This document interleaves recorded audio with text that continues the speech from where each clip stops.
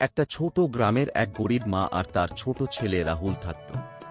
তাদের জীবন ছিল অনেক কষ্টের, কিন্তু ভালোবাসায় ভরা। রাহুল বাবা, আজ স্কুলে যাস না। আমার শরীরটা খুব খারাপ লাগছে।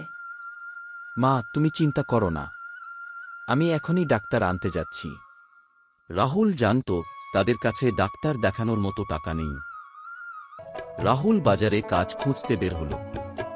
চাচা, আমাকে একটু কাজ দেবেন? আমার মায়ের জন্য ওষুধ কিনতে হবে। ঠিক আছে, এই বোঝাগুলো গুদামে নিয়ে যা। এই কাজটা করলে 50 টাকা দেব। ছোট্ট রাহুল সারাদিন পরিশ্রম করল শুধু তার মায়ের জন্য। সন্ধ্যায় রাহুল ওষুধ নিয়ে দৌড়ে বাড়ি ফিরল।